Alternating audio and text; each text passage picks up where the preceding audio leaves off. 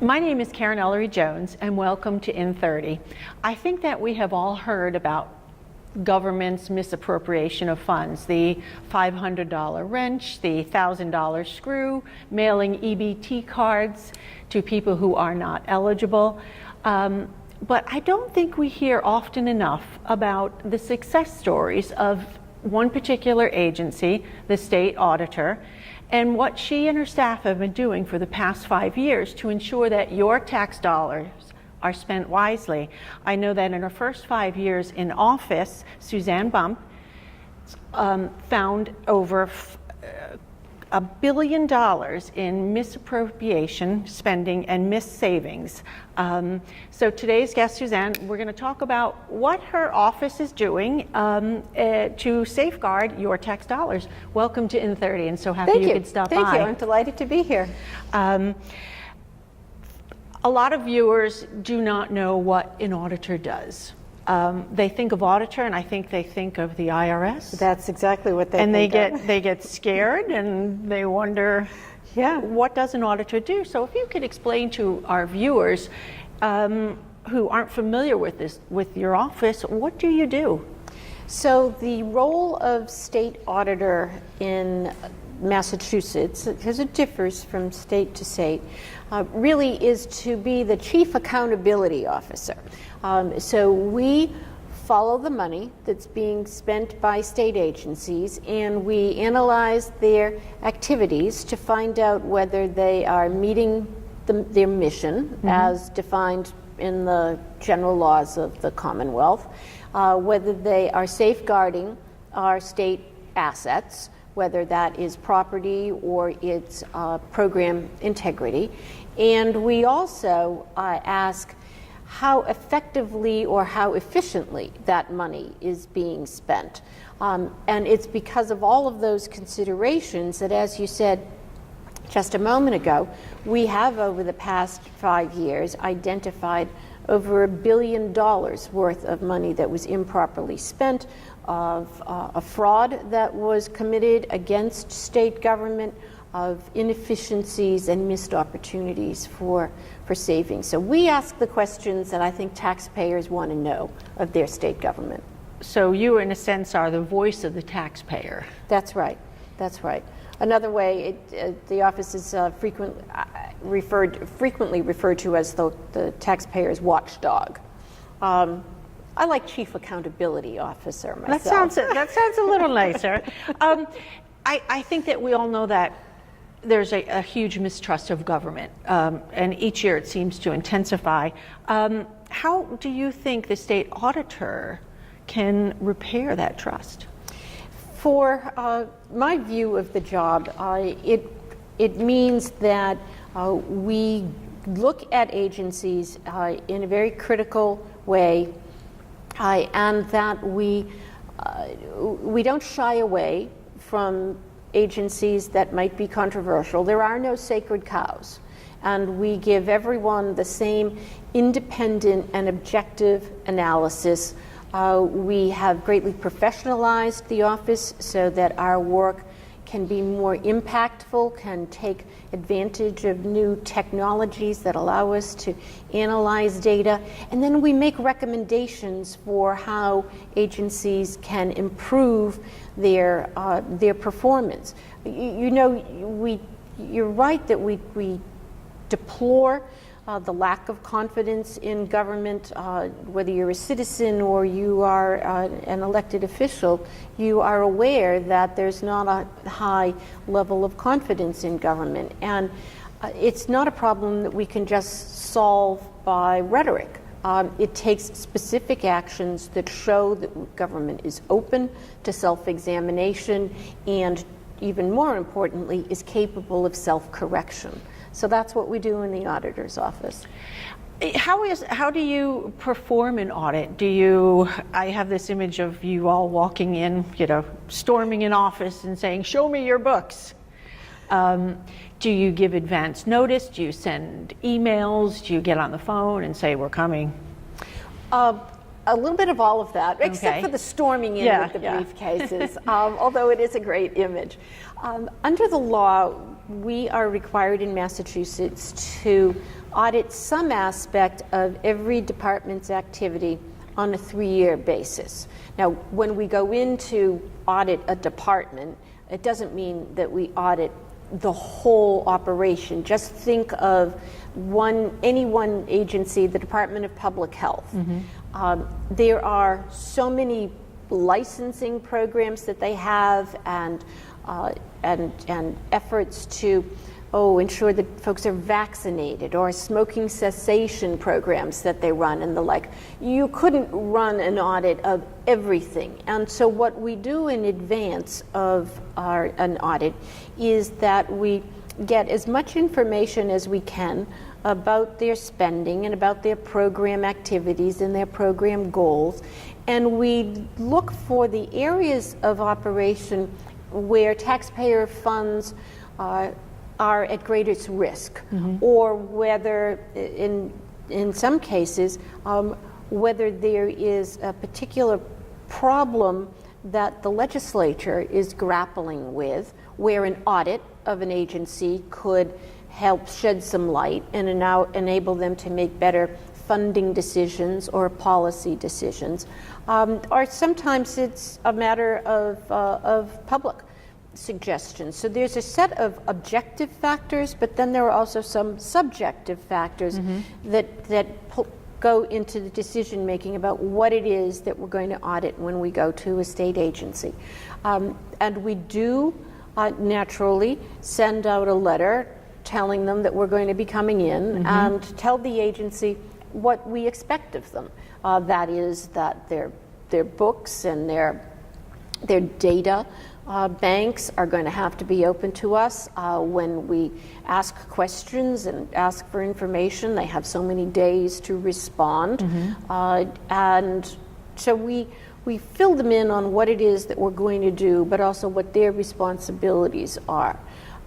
Every audit is different.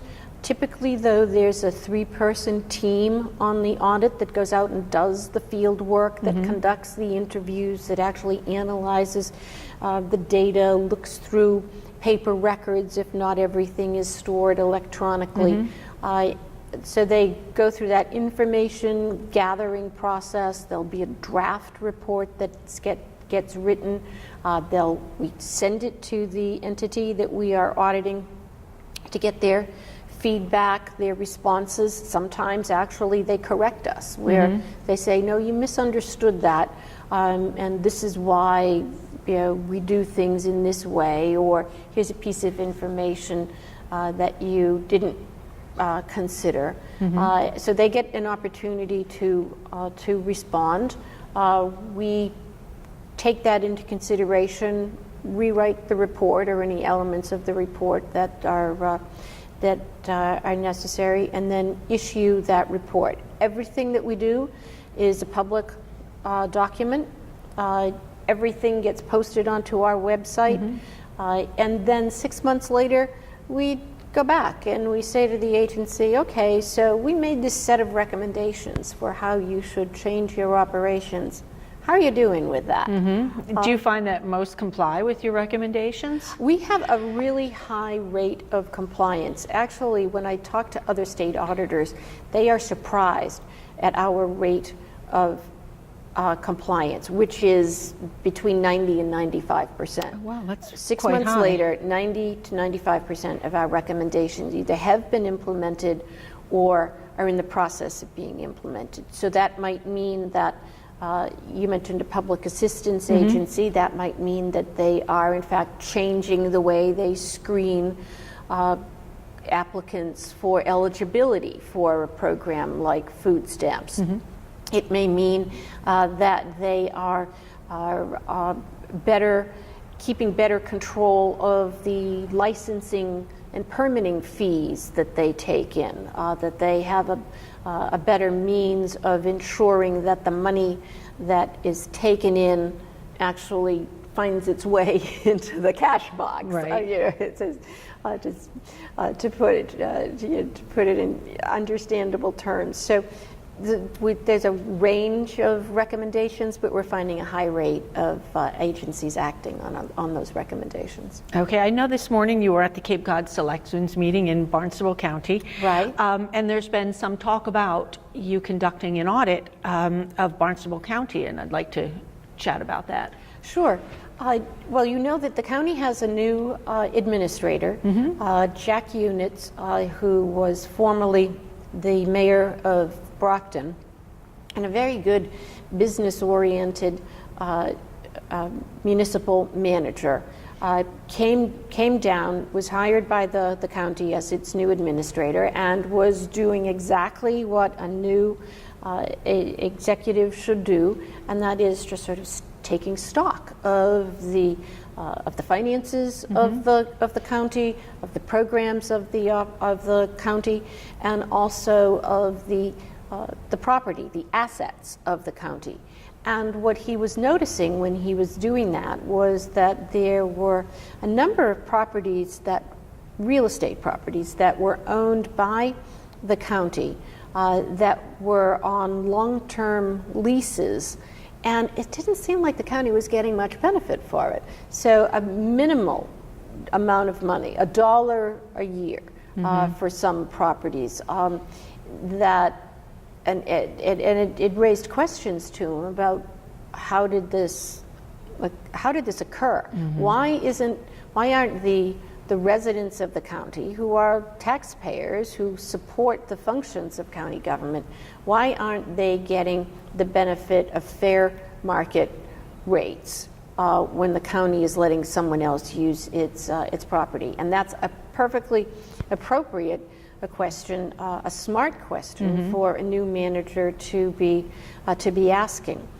He saw that all of these transactions had been approved by the county commissioners, which was one of the requirements for making use of these public county-owned properties.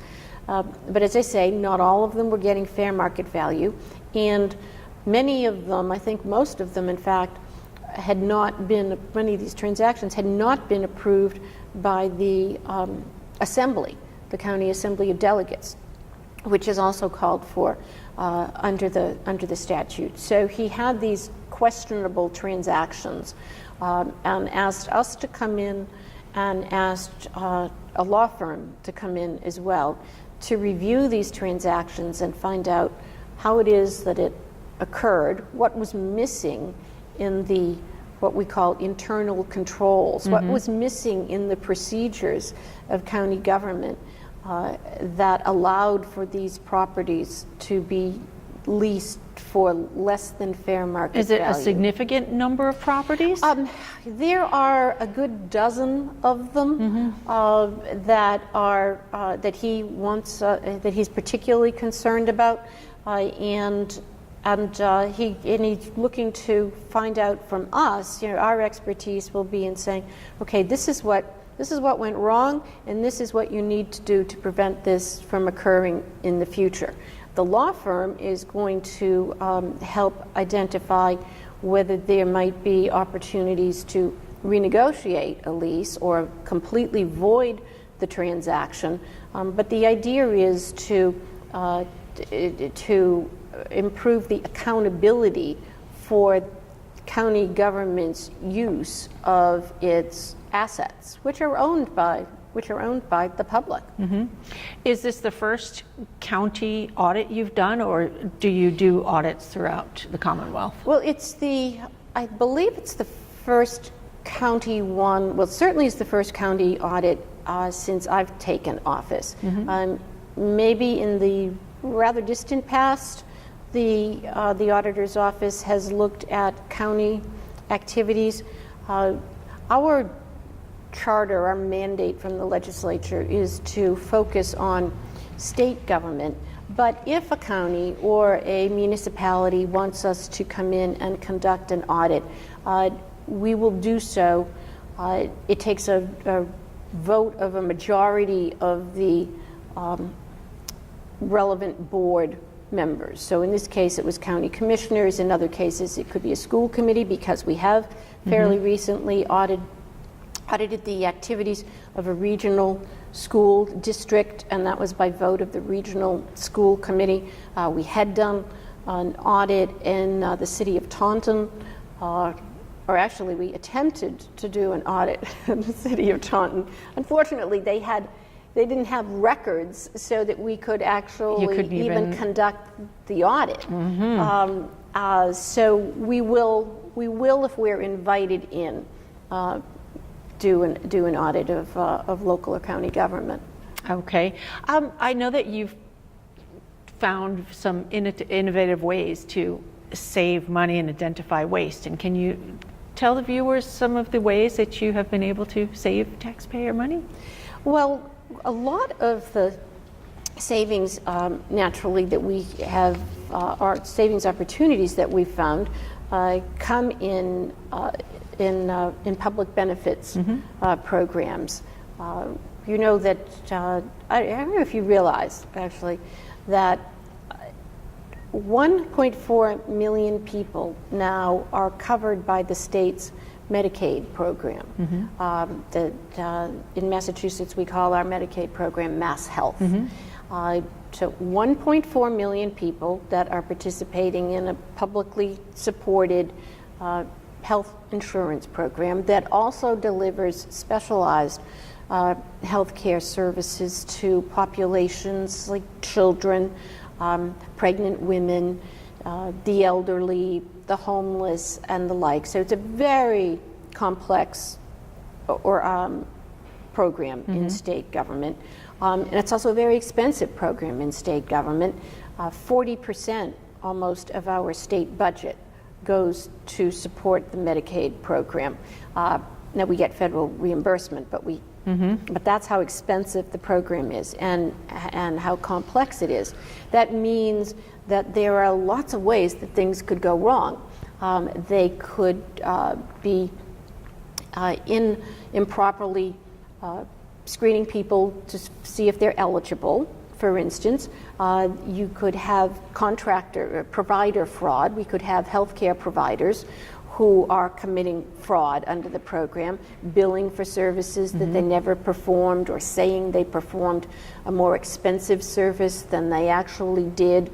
We could find that the agency is paying for bills just because of poor administration that they shouldn't be paying for. And in fact, when we have looked at Mass Health, we have found all of those kinds of things. It's not that we have people who are stupid or that they don't care. It's just that this is a very complicated program. It has lots of moving parts, and it requires a tremendous amount of administrative oversight to see that everything works well. And so over the course of the 5 years that I've been there, most of the $1 billion that we have identified where state government could have done a better job or where there has been fraud has come from the Mass Health program area. But that's not the only area. For instance, we were just talking about leases and the use of public property. A few years ago, an agency head himself called me and said, Suzanne, I think we've got a problem at the Department of Conservation and Recreation.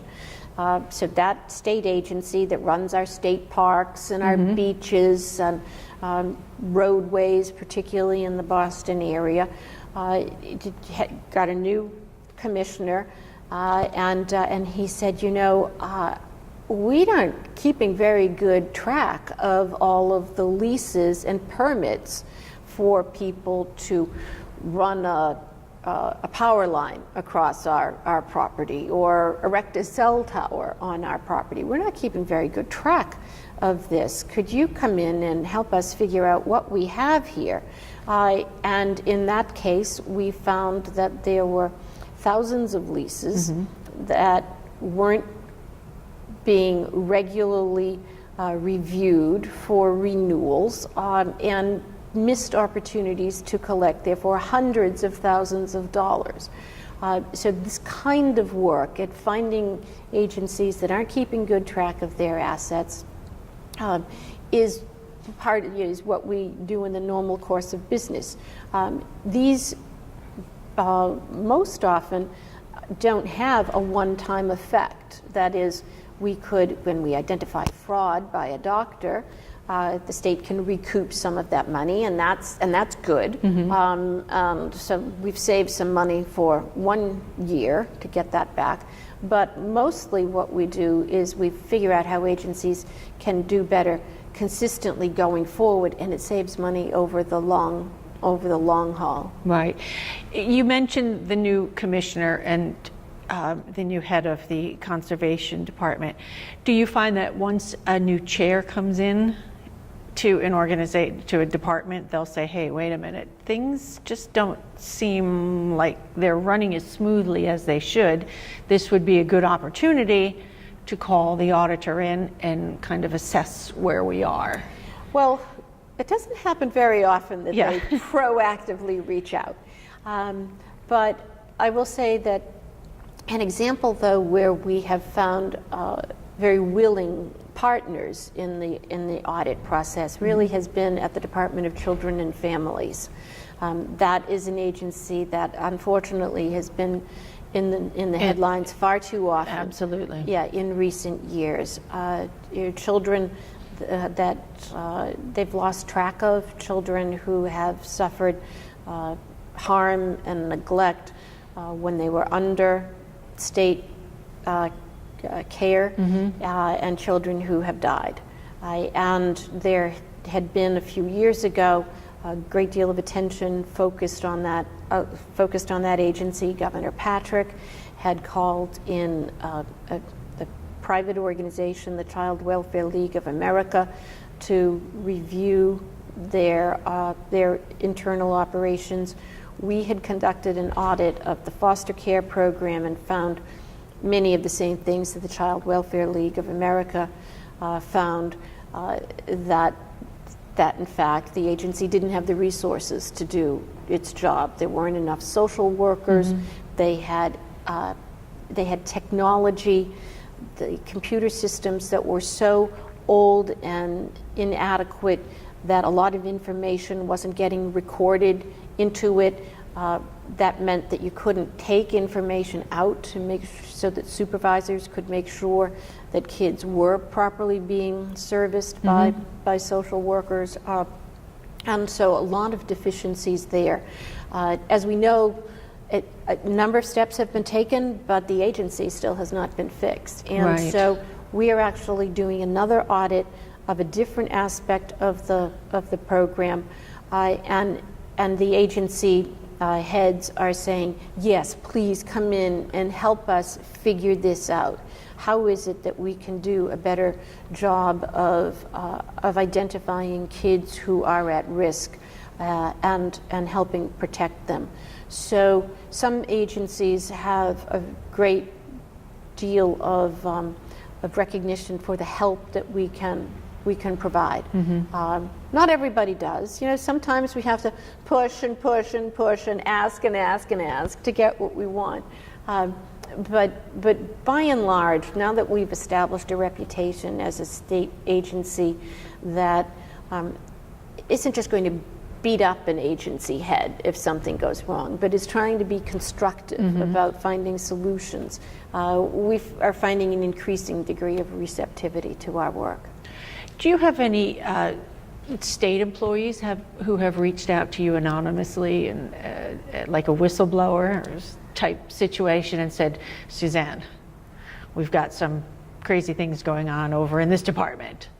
We have had, we do have a toll-free number that people can call, and you can anonymously go online and report instances of potential public assistance fraud or fraud by a contractor or a medical provider, or as you suggest, an agency where something has gone off track.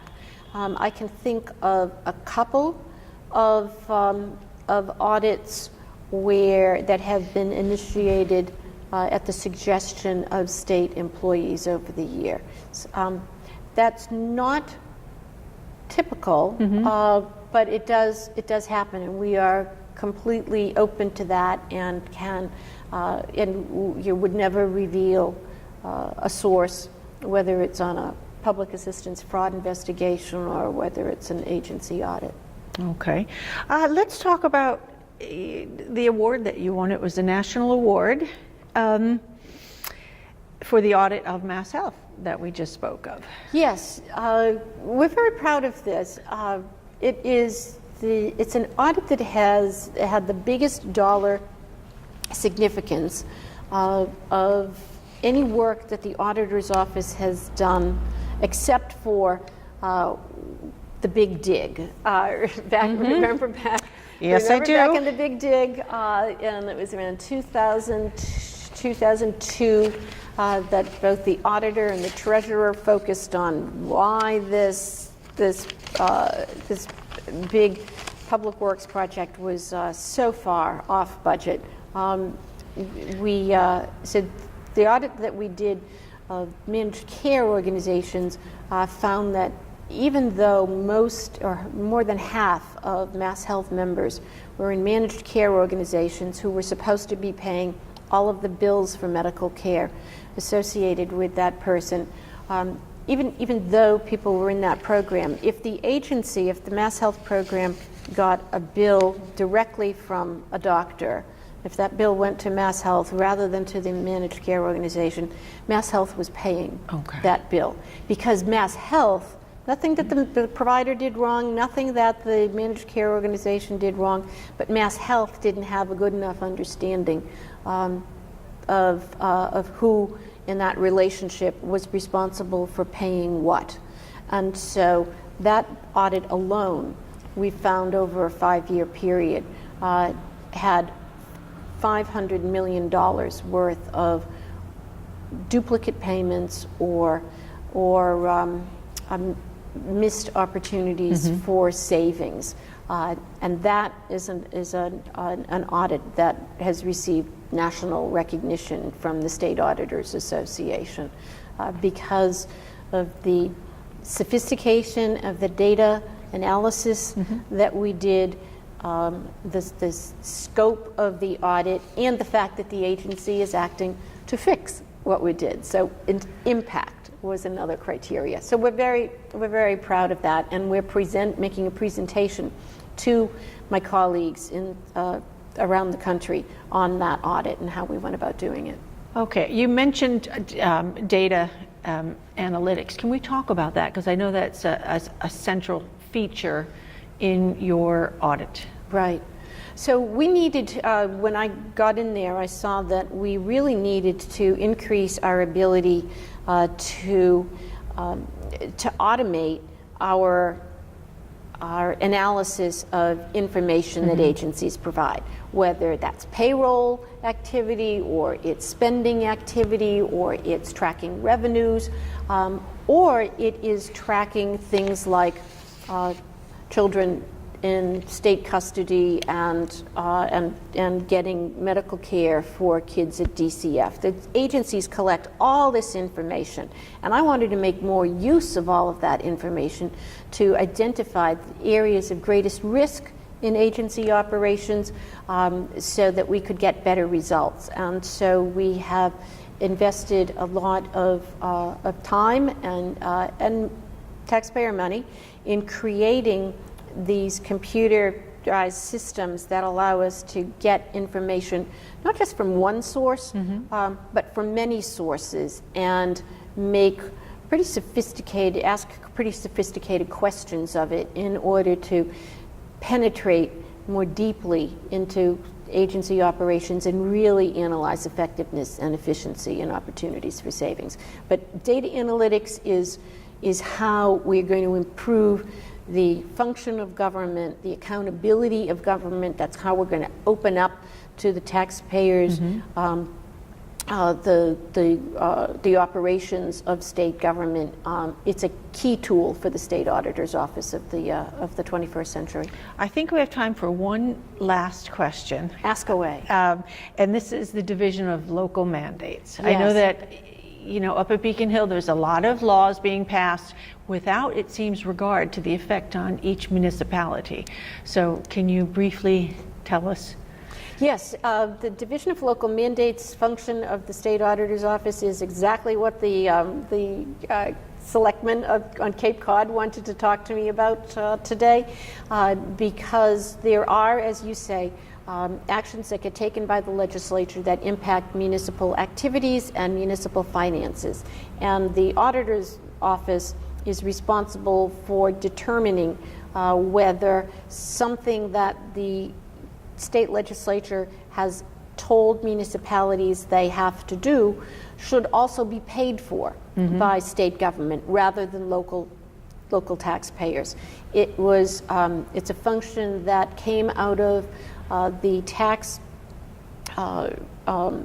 taxpayer legislation, municipal taxpayer legislation back in 1980, Proposition 2.5. That's when the auditor got this responsibility to opine, to make legal determinations as to whether the state should pay for something or local property taxpayers should.